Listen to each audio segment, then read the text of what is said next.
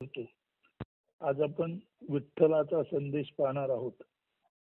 आता हा विठ्ठलाचा संदेश पाहताना प्रथम कालपासून चालू असलेलं निरूपणच एका वेगळ्या पद्धतीने सांगतोय.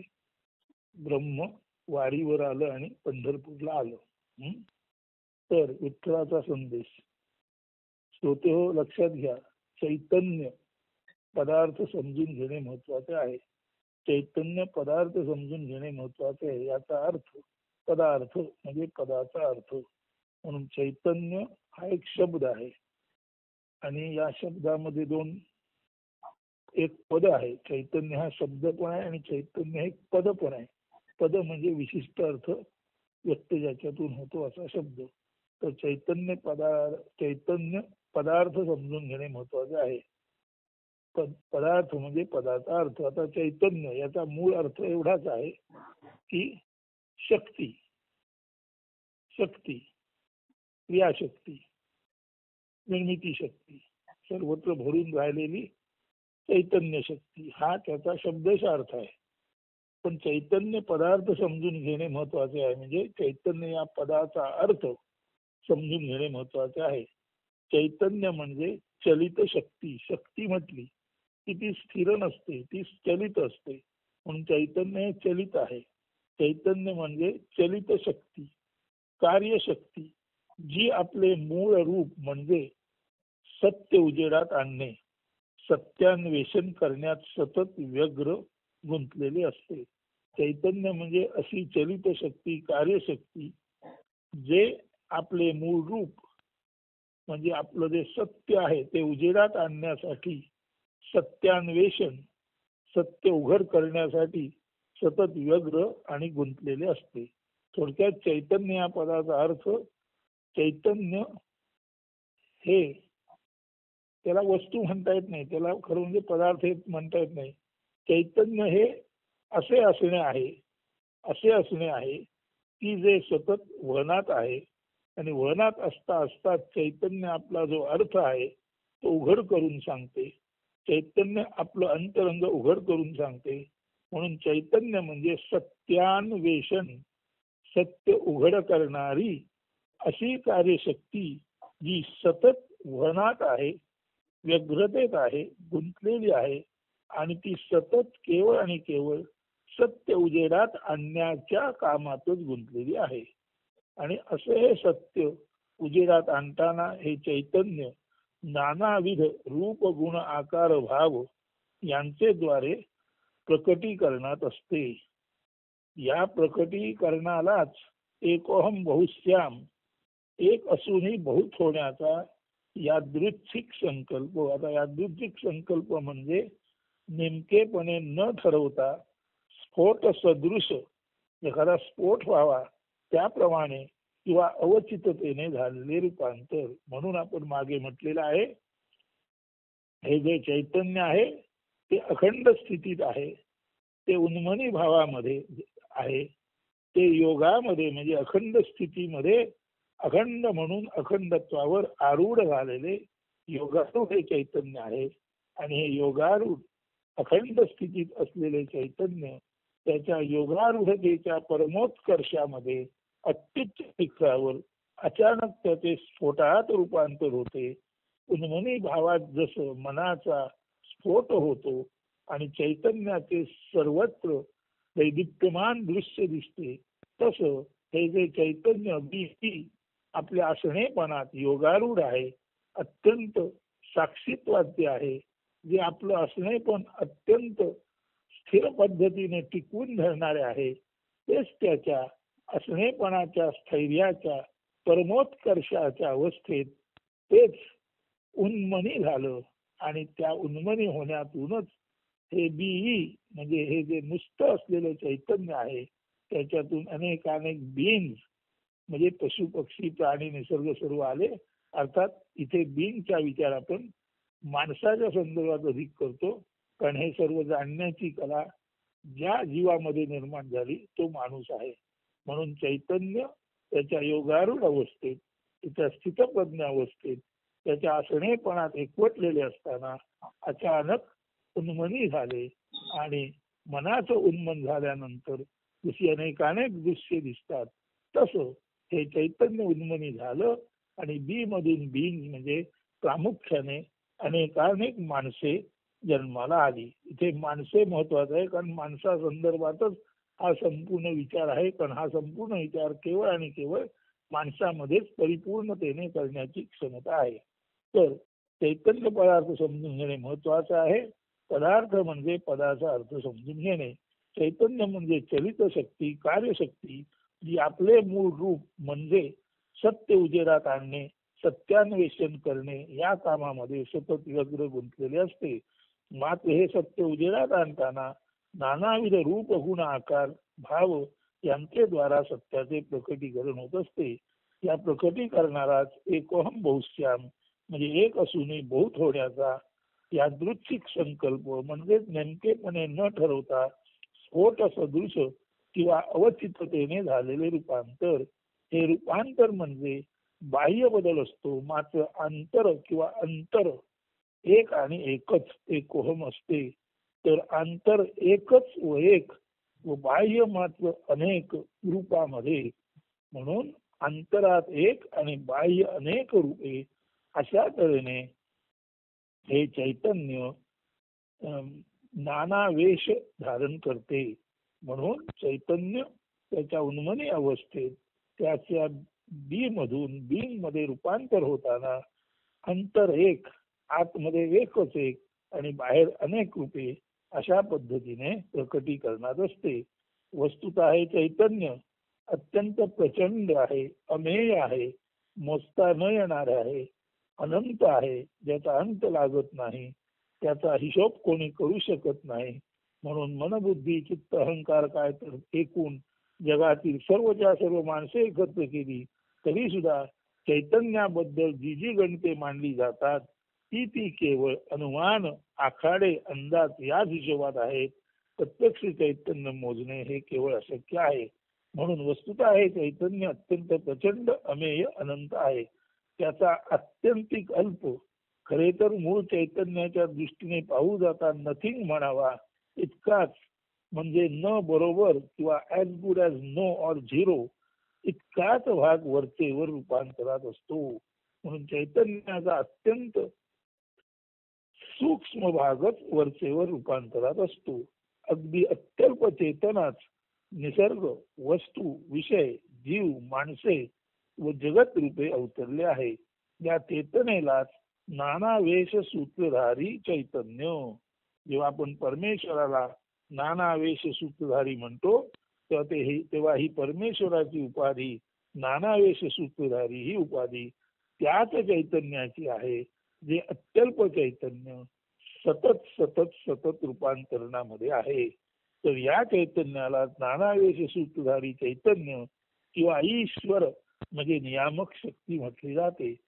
मूळ अखिल चैतन्य सागर जेथे आहे तेथे ते चैतन्य केवळ अकार्यान्वित शक्ती रूपे उदासीन उत आसीना म्हणून सर्वात वर आहे.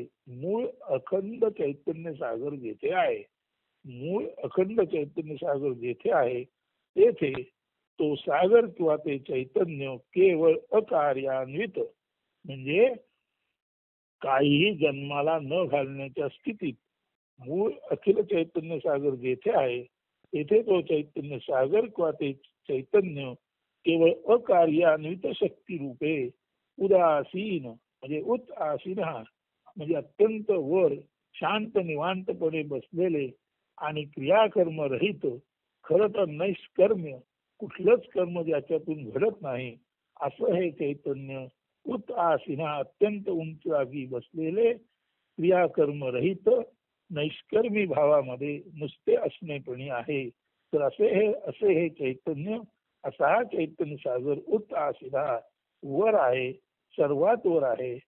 त्याला किंवा त्या ठिकाणाला सत किंवा ब्रह्मलोक म्हणतात. त्या ठिकाणालाच सत किंवा ब्रह्मलोक म्हणतात. जेव्हा तुकाराम महाराज म्हणतात देव आहे उंच जागी, तेव्हा तुकाराम महाराजांना ते ब्रह्माचं दिव्यत्व फार उंच उंच म्हणजे त्या सत लोकात किंवा ब्रह्मलोकात आहे असंच म्हणायचं आहे.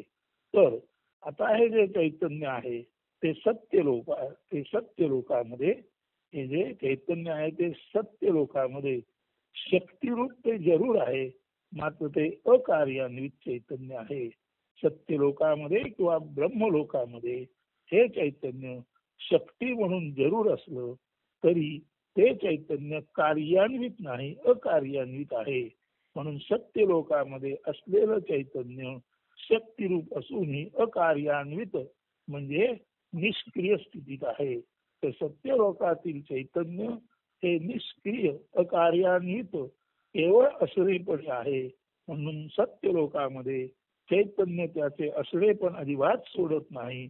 अशा त्या सत्य लोकालाच किंवा अशा त्या अत्यंत वरच्या ठिकाण लोक म्हणजे वसतिस्थान, तर अशा त्या अत्यंत वरच्या वसतिस्थानाला सत्यलोक किंवा ब्रह्मलोक म्हणजे अत्यंत विराट चैतन्य जिथे अकार्यान्वित रूपे आहे, अशा त्या लोकाला सत्यलोक किंवा ब्रह्मलोक म्हणतात.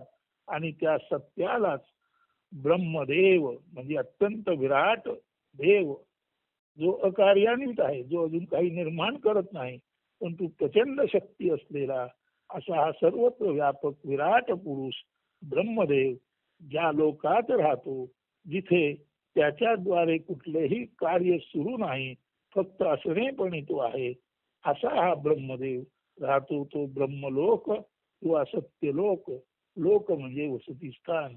म्हणून चैतन्य त्याच्या मूळ रूपात असणेपणी कायम असणेपणी असते, त्या लोकाला सतलोक किंवा ब्रह्मलोक म्हणतात.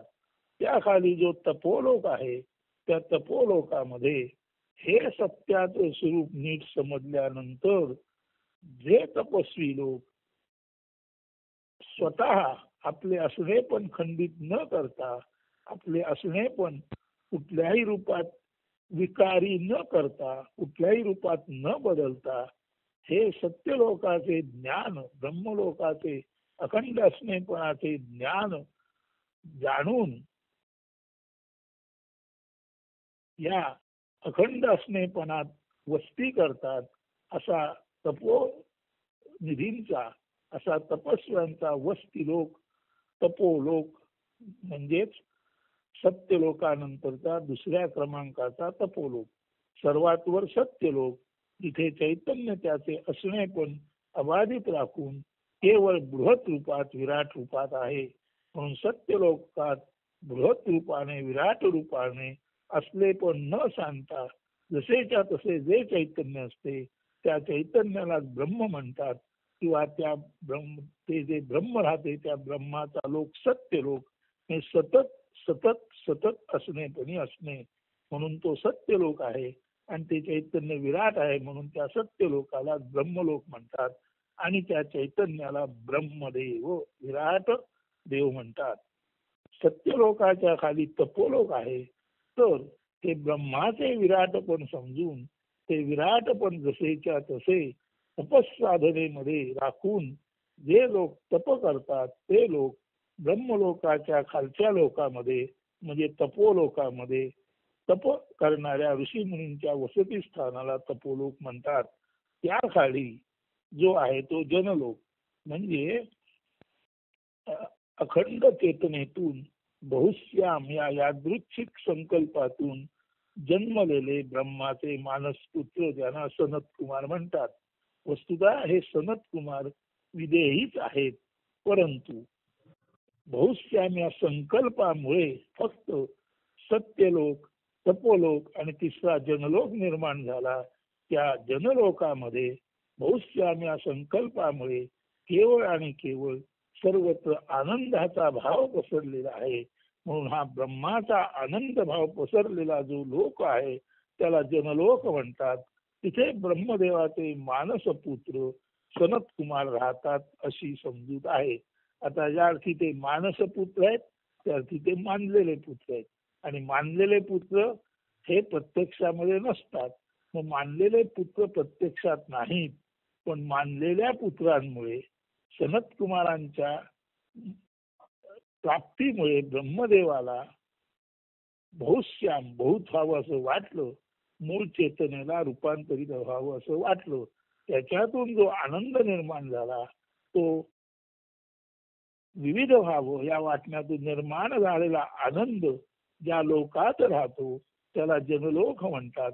आणि त्या लोकामध्ये जो आनंद आहे तो आनंद म्हणजे ब्रह्मदेवाच्या मानसपुत्रांचा, सनत कुमारांचा वसती स्थान, किंवा ते वसती स्थान म्हणून त्याला जनलोक म्हणतात, जिथे सनत कुमार राहतात. पण सनत कुमार हे ब्रह्मदेवाचे मानसपुत्र असल्याने केवळ बहुश्याम या संकल्पातून किंवा बहुश्याम या प्रेरणेतून मान झालेला भाव ज्या लोकांमध्ये आहे त्याला जनलोक म्हणतात. जरी तिथे ब्रह्मदेवाचे मानसपुत्र राहतात असे म्हटले तरी ते मानसपुत्र आहेत, मानलेले पुत्र आहेत. आणि मानलेले पुत्र राहणार म्हणजे काय, म्हणजे मानलेल्या पुत्रांमुळे निर्माण झालेला भाव राहणार. म्हणून जनलोकामध्ये ब्रह्मदेवाचे मानसपुत्र सनत कुमार राहतात. याचा अर्थ जनलोकामध्ये केवळ आनंदाचा भाव आहे. सत्यलोकामध्ये किंवा ब्रह्मलोकामध्ये केवळ आणि केवळ असणेपणाचा भाव आहे. तपोलोकामध्ये हे असणेपण स्वीकारून जे ऋषी मुनी देह टाकल्यानंतर तपश्चर्येत राहिले अशा ऋषींचा जो आत्मभाव आहे, जो आत्मभाव बृहत विराट म्हणून जसाच्या तसा राखून असे ऋषी मुनी जे देह टाकल्यानंतर तपश्चर्या करतात त्या लोकाला तपोलोक म्हणतात. जनलोक म्हणजे बहुश्याम या संकल्पातून निर्माण झालेला आनंद जिथे वस्ती करून आहे त्याला जनलोक म्हणतात. आता महरलोक, महरलोकापासून मात्र प्रत्यक्ष काही निर्मिती आहे. महरलोकामध्ये सूर्य आणि नक्षत्रे यांचा संबंध येतो. स्वरलोकामध्ये सूर्य व ध्रुव यांचा लोक आहे. म्हणजे महरलोकामध्ये सूर्य व नक्षत्र आहेत, म्हणजे प्रत्यक्ष काही ना काही गोष्टी निर्माण झालेल्या आहेत. स्वरलोकामध्ये सूर्य व ध्रुव यांचं ज्ञान मिळतं. आणि हा जो स्वरलोक आहे तो प्रत्यक्षपणे मानवाच्या मनामध्ये वस्ती करून आहे. म्हणून सत्यलोक शुद्ध ब्रह्म असणे, तपोलोक शुद्ध ब्रह्माची आराधना देहपातोत्तर जे करतात अशा तपस्वी मुनींचा तो तपोलोक. जनलोक बहुश्याम या संकल्पामुळे निर्माण झालेला जो आनंद आहे तो आनंद जिथे वस्ती करून असतो त्या आनंदाला सनत कुमार असं ब्रह्मदेवाचे पुत्र असं म्हटलेले आहे. तर तो आनंदाचा लोक म्हणजे जनलोक आहेत. तिथे निश्चित आनंद आहे, परंतु इथे सनत कुमार असं देहधारी काही नाही. महरलोकामध्ये सूर्य व नक्षत्र आहेत, इथे निश्चित तऱ्हेची एक वस्तुमय निर्मिती दिसते. आता उरलेले जे स्वरलोक, भुवरलोक आणि भूलोक आहेत ते स्वरलोक, भुवरलोक, भूलोक म्हणजे मानवी देह आहे किंवा मानवी शरीर आहे, त्या शरीराला अस्तित्वाची जाणीव आहे. म्हणून भूलोक म्हणजे अस्तित्व किंवा मानवी शरीर. भुवरलोक म्हणजे मानवी शरीरामध्ये प्राणाद्वारे जेव्हा पृथ्वी व सूर्य यांचं ज्ञान प्राणापमान, ज्याला आपण प्राण अपान म्हणजे प्राणापमान क्रियेमध्ये प्राणापान क्रिया, प्राण क्रियेमध्ये म्हणजे पूरक, रेचक, अंतरकुंभ, बहिर्कुंभ या प्राण आणि अपानाच्या क्रियेमध्ये म्हणजे प्राणापान क्रियेमध्ये जेव्हा मानवाला प्राणांचं चैतन्याचं ज्ञान होतं तेव्हा हा प्राणयुक्त प्राणयोग जो आहे, हा जो प्राण आहे त्या प्राणामध्ये भुवरलोक किंवा अंतरिक्ष आहे. म्हणजे पृथ्वी आणि आकाशाची पोकळी आपल्या प्राणामध्ये जाणवते. आपल्या शरीरामध्ये अस्तित्वाची भूमी म्हणजे भूलोक जाणवतो.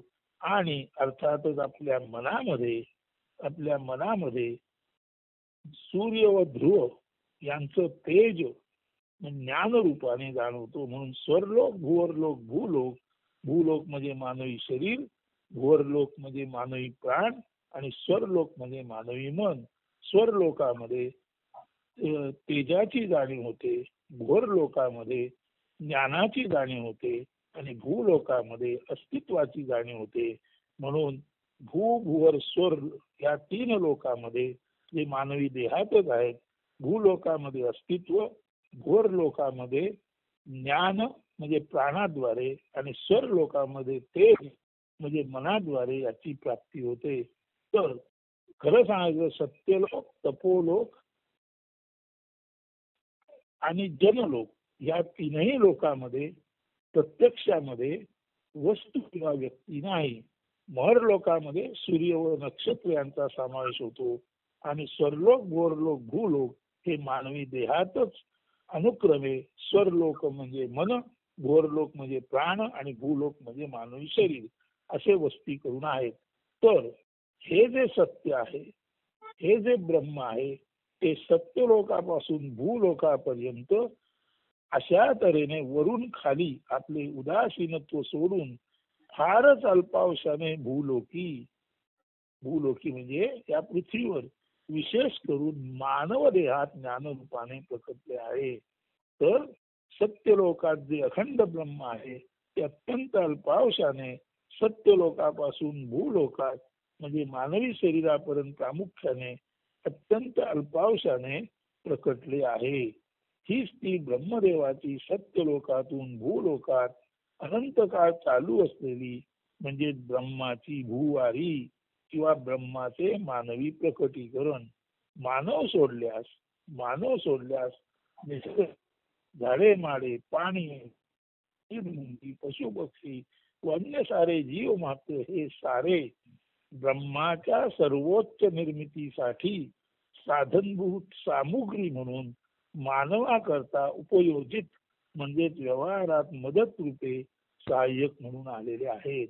तर मानव हा अत्यंत उच्च उत्क्रांतीतला निर्मित असा भाव असल्यामुळे मानवासाठी प्रामुख्याने बोलायचे झाले तर सर्व निसर्ग, सर्व जीव जंतू, पशु पक्षी हे जरी जीव जंतू म्हणून स्वतंत्र असले, पशु पक्षी त्यांचे म्हणून स्वतंत्र असले, निसर्ग झाडे माडे पाणी फुले पर्वत याने जरी स्वतंत्र असला तरी सुद्धा या सर्वांची निर्मिती अंतिमतः मानवाला उपयुक्त ठरावी म्हणून एक तऱ्हेच्या साधन सामुग्री रूपाने झालेली आहे. हा फार महत्वाचा मुद्दा आहे.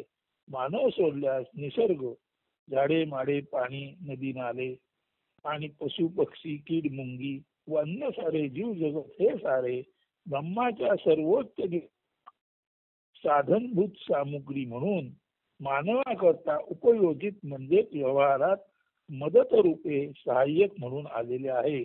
मग मानवच इतका विशेष का?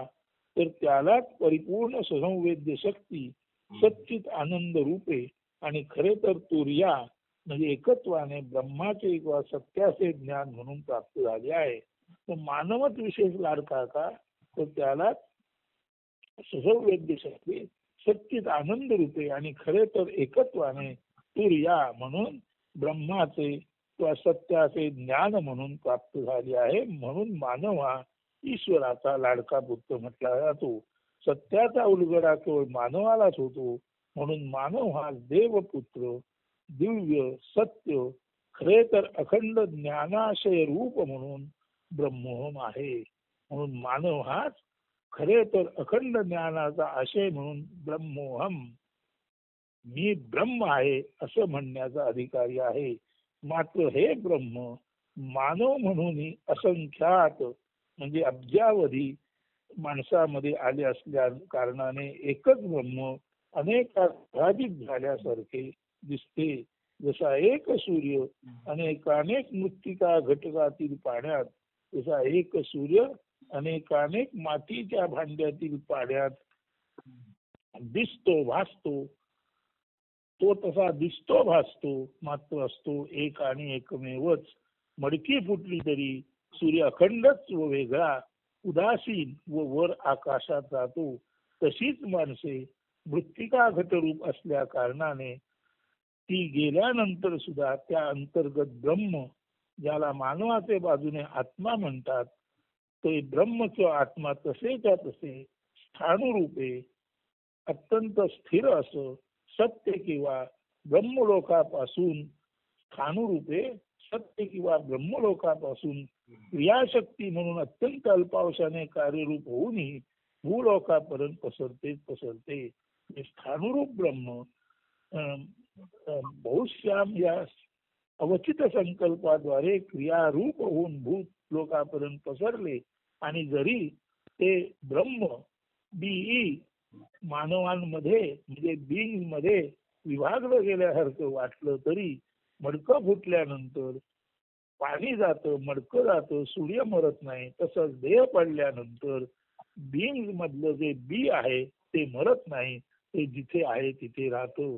म्हणून मानव जेव्हा मरतो तेव्हा त्याच्यातील त्याला जाणवणारे आत्मतत्व हे प्रत्यक्षामध्ये त्याच्या मूळ रूपाला म्हणजे ब्रह्मरूपाला जाऊन येते. म्हणून ज्याला आपण आत्मा आत्मा आत्मा म्हणतो तो मानवी देहामध्ये चैतन्याचा आभास आहे असं म्हणतात. म्हणून आत्मा हा चैतन्याचा आभास आहे आणि त्या चैतन्याच्या आभासाद्वारे चैतन्याचं मूळ रूप, त्याचं अखंडपण, त्याचं एकोहम, त्याचं ब्रह्मरूप, त्याचं विराट रूप जाणून घेता येतं.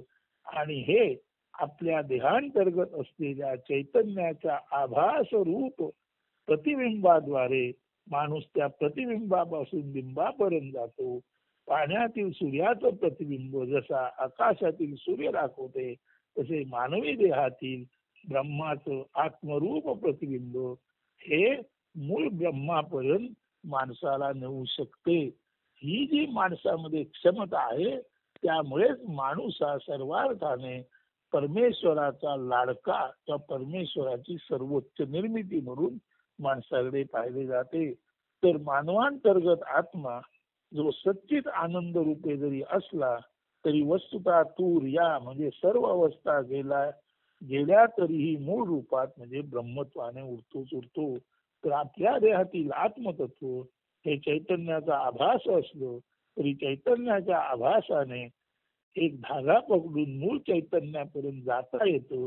हेच ते आपल्या आत्म्यातून ब्रह्मापर्यंत जाण्याचे मानवाचे ज्याला विशेष क्षमता परमेश्वराने प्रदान केलेले आहे असे हे मानवाचे दिव्य रूप. म्हणून माणसाने लक्षात घेणं महत्वाचं आहे. अवस्था म्हणजे ज्या वस्तीला कायमस्वरूपी नसतात. अवस्था म्हणजे नाही, वस्था म्हणजे वस्तीला, या वस्तीला कायमस्वरूपी नसतात त्या अवस्था, त्या टाका. उदाहरणार्थ देहाच्या स्थूल सूक्ष्म कारण या अवस्था आहेत किंवा देहाचे स्थूल देह, सूक्ष्म देह, कारण देह जरी प्रकार असले तरी ते देहाचे प्रकार आहेत. ते देहाचे प्रकार ज्या कारणाने दिसतात, भासतात, कार्यान्वित होतात ते कारण मात्र देहातीत आहे. म्हणून स्थूल सूक्ष्म कारण या त्रिदेहावस्था या अवस्था म्हणून कायमस्वरूपी न राहणाऱ्या आहेत. म्हणून त्या टाका आणि या अवस्थांना तात्पुरत्या स्वरूपात चलित करणारा जो आतला चैतन्याचा भाव आहे तो चिदाभास पकडा आणि ब्रह्मापर्यंत जा. तसेच जागृती, स्वप्न, सुषुप्ती वगैरे वगैरे सच्चिदानंदाचे अनुभव देणाऱ्या ज्या माणसाच्या दैनंदिन अवस्था आहेत त्या सुद्धा जरी सर्व अवस्था गेल्या तरी जागृती, स्वप्न, सुषुप्तीमध्ये होणारे सच्चिदानंदाचं ज्ञान अवस्था गेल्यानंतर सुद्धा ब्रह्म म्हणून जसेच्या तसे असते. म्हणून जागृती, स्वप्न, सुषुप्ती ह्या दैनंदिन अवस्था आहेत त्या टाका आणि आतील तूर या म्हणजे स्वच्छ अशा तूर ह्या म्हणजे सर्व टाकून राहिलेल्या ब्रह्मापर्यंत जा. स्थूल सूक्ष्म कारण हे देह टाका आणि आतील चैतन्याच्या आभासाला पकडून मूळ चैतन्यापर्यंत जा. हाच तो आत्मा ब्रह्मापर्यंत जा असा संदेश देतो. हाच तो सच्चिदानंद रूपाने त्या तिन्ही रूप टाकून तुर्यावस्थेपर्यंत जा. म्हणजे बाबा मानवा तू तुझ्या आतील जे मूळ तत्व आहे त्या तत्वापर्यंत देह असतानाच पोच, त्याचं ज्ञान करून घे. म्हणून सच्चिदानंद ह्या तिन्ही अवस्थाच्या पलीकडे तू रह्या कायमस्वरूपी तू ब्रह्म आहेस. तसंच जागृती, स्वप्न आणि सुषुप्ती या पलीकडे कायम असलेला असा तू ब्रह्म आहेस हे जाणून घ्या. म्हणून मधून बीज म्हणून आल्यावर घ्यायचा मूळ ईश्वरी उपदेश हाच आहे जो आपणाला या भूलोकी करकटेवर पाय विटेवर ठेवून उदासीन चित्ती विठोबा देत असतो. तो सज्जन तो जो विठोबा आपणाला उपदेश देतो की तुमच्यातील चैतन्य भाषाद्वारे मूळ चैतन्यापर्यंत जा. तुमच्यातील जागृती स्वप्न सुषुप्ती यातील सच्चिद आनंद या 3 ज्ञानाद्वारे मूळ ब्रह्मज्ञानापर्यंत जा. तो उपदेश आपणाला खरं सांगायचं म्हणजे विठोबा देत असतो. जो करवटेवर पाय विटेवर ठेवून उदासीन भावात आहे तो विठोबा काय म्हणतो बघा. उदासीन चित्ती विठो माझा. करकटेवरी पाय विटेवरी उदासीन चित्ती विठो माझा. युगे युगे लोटली स्थिती ना भंगली उदासीन चित्ती विठो माझा. भक्त मांदियाळी राऊळी देऊळी उदासीन चित्ती विठो माझा. मागणे सांगणे तैसे चाले दया भाकणे उदासीन चित्ती विठो माझा. कीर्तन भजन अभंग गायन उदासीन चित्ती विठो माझा. विठ्ठल विठ्ठल चाले नाम संकीर्तन उदासीन चित्ती विठो माझा. घडो ना घडो आगळे वेगळे उदासीन चित्ती विठो माझा. स्थितप्रज्ञतेची खून मौनी सांगे उदासीन चित्ती विठो माझा. तर हा विठोबा मौनात आहे आणि स्थितप्रज्ञतेची खून देत आहे. तेव्हा सर्व सज्जन श्रोते हो, तुमची प्रज्ञा एका जागी स्थिर करा आणि ती प्रज्ञा चिदाभास म्हणून जाणणाऱ्या आत्म्यापासून प्रत्यक्ष ब्रह्मापर्यंत कशी तुम्हाला पोचवते याचं ज्ञान घ्या. ती प्रज्ञा सच्चित आनंद या 3 पद्धतीने जाणवणाऱ्या ज्ञानापासून या 3ही अवस्थेच्या पलीकडची तू रया सब गया फिर तू रया अशा ब्रह्मापर्यंत आपणाला कशी नेते त्याचं ज्ञान घ्या. म्हणून हा उदासीन चित्ताने जो विठोबा उभा आहे तो स्थित प्रज्ञतेची आपणाला खूण सांगत आहे. तेव्हा सर्व अवस्थांच्या पलीकडच्या आत्मभासाने चिदाभासाने मूळ चैतन्यापर्यंत पोचा. आपल्या किंचित भावाने मूळ ब्रह्म आपण आहोत हे जाणून घ्या. हेच विठोबा आपणाला उदासीन चित्ताने करकटेवर पाय विटेवर ठेवून युगानुयुगे उभे असलेला विठोबा हाच आपणाला संदेश देत आहे. म्हणजे ब्रह्माची वारी पंढरपूरला विठोबापर्यंत आली आणि विठोबाचं दर्शन आपल्याला ब्रह्मापर्यंत देत आहे.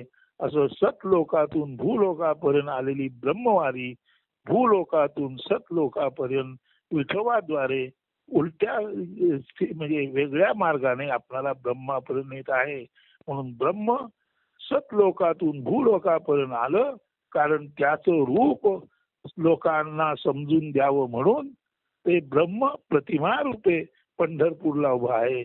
आणि त्याच ब्रह्माची प्रतिमा म्हणजे चैतन्याचा आभास जो विठोबा आहे जो आपल्यात आत्मा म्हणून आहे. तर आत्म्याद्वारे आपण ब्रह्मापर्यंत पोचणं म्हणजेच जेव्हा ब्रह्म विठोबापर्यंत आलं तर विठोबा आपणाला ब्रह्मापर्यंत पोचवतो. जेव्हा ब्रह्म चिदाभास म्हणून आपल्या हृदयामध्ये आत्मा म्हणून आलं तेव्हा हाच आत्मा आपणाला परमात्मापर्यंत म्हणजे ब्रह्मापर्यंत पोचवतो. म्हणून ब्रह्म बाह्य जगात ब्रह्मलोकापासून पंढरपूरला विठोबा रूप आलं आणि याच बाह्य जगातला विठोबा आपणाला विठोबा म्हणून विशेषत्वाने ठोंब्या असलेल्या ब्रह्मापर्यंत नेतो. आणि देहाच्या पातळीला तेच ब्रह्म चिदाभास म्हणून आत्मारूपे आपल्याकडे आलं आणि त्या चैतन्याच्या आभासाचं बोट धरून आपण मूळ चैतन्यापर्यंत पोचतो. तेव्हा आपण आत्म्यापासून ब्रह्मापर्यंत आपली ब्रह्मवारी सार्थक होते. पण आपली आत्म्यापासून ब्रह्मवारी सार्थक व्हावी म्हणून ब्रह्मा प्रत्यक्षामध्ये तुमच्या आमच्यामध्ये आत्मारूपे आलेला आहे. आणि बाहेरच्या जगात तोच ब्रह्मा विठोबा रूपे प्रतीक म्हणून आलेला आहे. त्या प्रतीकाकडे आपण गेलो की तोच विठोबा आपल्याला ब्रह्मापर्यंत पोचतो. प्रतीकापर्यंत गेलो नाही तरी आपल्या आतला आत्मा आपणाला ब्रह्मापर्यंत पोचवतो. तुम्ही वारीला जा किंवा जाऊ नका. वारीला गेलात तर विठोबाद्वारे ब्रह्मापर्यंत जाल आणि वारीला गेले नाहीत तरी सुद्धा आत्म्याचं रूप समजून घेतलं तर हाच आत्मा आपणाला ब्रह्मलोकापर्यंत नेल्याशिवाय राहणार नाही. तर हा जो विठोबा आहे तो आपणाला उदासीन चित्त म्हणजे साक्षीत्वाचा धडा देत आहे. तर अशी ही वारी यशस्वी होऊ शकते या संदर्भात दुसरे एक काव्य वाचतो आणि आजचं निरूपण संपवतो. रखुमाईच्या वरात्वरा करा पांडुरंगा पंढरीदारी वैष्णव मेळा उठा उठा हो श्रीरंगा भांडी कुंडी शेतीवाडी संसारा सारुनिया दूर दूरवरुनी आले वारकरी तव दर्शनाधीरा तूर हाती टाळ मृदंगाची पळ्या मुखी विठ्ठल विठ्ठल नाम रामकृष्ण हरी कल्लोळाविण अन्न नसे कामधाम एक सुरात चाले कीर्तन भजन हृदय विठ्ठल उभा ठाके वैष्णव क्रीडा बहु कवतुके पाही विठोबा साक्षीत्वे प्रसन्न होऊन द्यावे भातुके वैष्णवा पांडुरंगा तव दिठी माझी वसती द्यावी भक्तागा श्रीरंगा क्षमा शांती दया समता हृदयी प्रस्थापावी अज्ञानावर वार करूनी त्यांची वारी सार्थ करावी समर्थ ऐसे विष्णुदूत विश्वंभर ते व्हावे वैष्णव धर्मा उपदेशूनी विश्वी सुख समाधान पसरावे शांती नंदाधिपते वो सर्वांच्या हृदयात नम्रत्वाने नारायण प्रार्थी त्वरित उजळो सुप्रभात. इथे सुद्धा साक्षीत्व सांगितलेलं आहे. विठोबा साक्षीत्वाने विठोबापासून ब्रह्मापर्यंत तुम्हाला नेतो. जे वारकरी तिथे जातात त्यांना तो लाभ होतो. आणि जरी आपण वारकरी म्हणून कुठे गेलो नाही तरी आपल्या जागी आपण जर साक्षीत्वात असू तर आत्म्यापासून ब्रह्मापर्यंतचा आपला प्रवास निश्चित होतोच होतो. हा संदेश विठ्ठलाचा संदेश म्हणून येणाऱ्या आषाढीचा संदेश म्हणून तुम्ही कायमस्वरूपी हृदयात धारण करा आणि तुमचं हे ब्रह्मजीवन सुफळ संपूर्ण हो. धन्यवाद. अस्तु. शुभ दिन.